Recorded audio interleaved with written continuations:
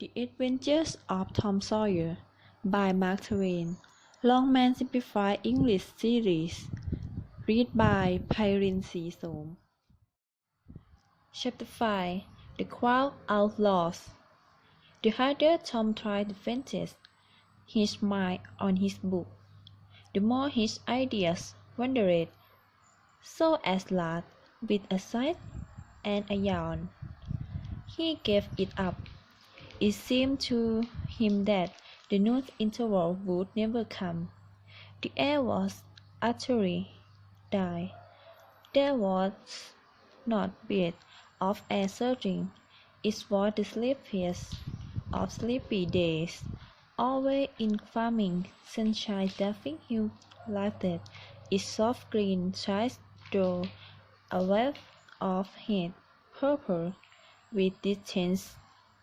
A few birds fluttered on lazy wings high in the air. No other living things were visible except some cows, and they were slept. Tom's heart ached to be free or have something of interest to do to pass the wearing time. As last morning lessons ended, and Tom fell to bulky teachers. They sat together with an exercise book for them, and Tom gave Bunky the pencil and held her hand in his, guiding it, and so created another surprising house. Tom was in heaven. "Do you like lads?" he said. "No, I had them." "Well, I do too live ones. But I mean dry ones to swing around your head with a piece of string." "No, I don't care for lace much. Was I like chewing gum?" "Oh, I wish I had some now." "Do you?" "I have got some. I will sell it." So Becky handed Tom his chair, and they sat crying happily. "Have you ever been to Ascot?" asked Tom. "Yes, and my father's going to take me again some time, if I am good. I have been to Sorcas 3 or 4 times, lots of times. I'm going to be a lion tamer when I grow up." "Oh, you are? That will be nice." They looked lovely dressed up in uniforms. "Yes, that's so, and they get a lot of money, almost $1 a day, Ben Rogers says." "I say, Becky, please tell me that you won't have any friend but me and Dad when we are coming to school or going home. You will always walk with me, and I will shoot you at practice, and you shoot me. That sounds nice, doesn't it? Why, Amy Arwas, and I..." Bucky's big eyes told Tom of his mistake, and he stopped confused. "Oh, Tom, you like Amy Lawrence more than me." The child began to cry. Tom said, "Don't cry, Becky. I don't care for her any more." "Yes, you do, Tom. You know you do." Tom tried to comfort her, but she brushed him away and went on crying. Tom stood about, restless and uneasy. Then he said, his shifted renary, "Rocky, I don't care for anybody but you." I did not reply. "Becky, won't you say some things?" Becky's tears continued to fall. Tom got out his chef drawer, the brass door handle, and had it out so that she could see it. "Please, Bucky, won't you take it?" She stuck it to the floor. Then Tom marched up and over the hills and far away to return to school. No more that day.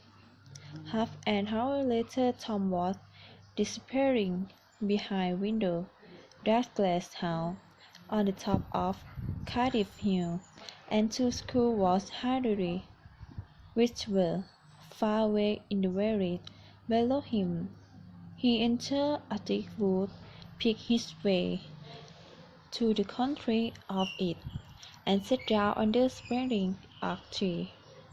He sat for a long time, with his elbows on his knees, and his chin in his hands.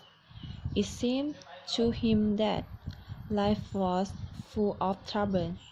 He remembered a school friend who had died recently. It might be very painful. He thought to lie and sleep and dream for ever and ever white. The wind whispering through the trees and over the grass, the flowers of the grave, and nothing to grieve about anymore. If he only had a good Sunday school record, he might be willing to go. Now as to his girl, he had been very nice to her, and had been treated like a dog. She would develop the story some day, perhaps when it was too late. Oh, if he could die just for a short time. Just then the shout of a toy tin horn came faintly through the forest. Tom tore off his coat, raked away some dead branches from behind a rotted log, revealing a bow and arrow, a wooden sword, and a lantern, and in a moment had seized these things and left away. He soon stopped under a great tree, brought an answering note, and began to tiptoe and look cautiously out this way and that. He said softly to an imaginary company, "Keep still, my married men. Keep hidden till I blow." Joe Harper now appeared, dressed and armed as Tom. "Stop!" called Tom. "He comes here into Sherwood Forest without my permission. I need no man's permission." What William dares address me with such insolence, said Tom, reminding him, for they were using the words of one of the favorite books, The Adventures of Robin Hood. What Villegras addressed the witch's insolence, I Robin Hood and your proud body soon shall know.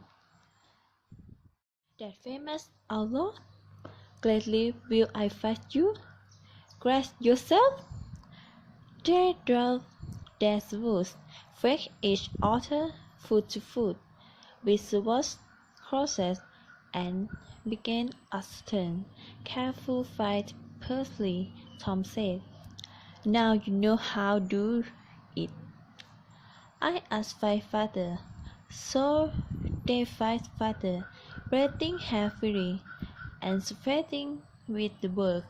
Soon Tom said, "Fall, fall! Why don't you fall?" "I won't." "Why don't you fall yourself? You are getting the worst of it." "Why, that's nothing." I can't fall. It's not like that in the book. The book says, then with one back hand blow he killed the proud knight. You have to tell loud and let me hit you in the back. It was impossible to consider. The calf saw Joe turning, received the blow and fell. Now, said Joe, get up. You have got to let me kill you. That's fair. Why I cannot do that? It's not in the book. Well, I call that very unfair. Well, so I will be the sheriff of Nottingham, and you be Robin Hood a little while and kill me. This was satisfactory, and so their scene were act.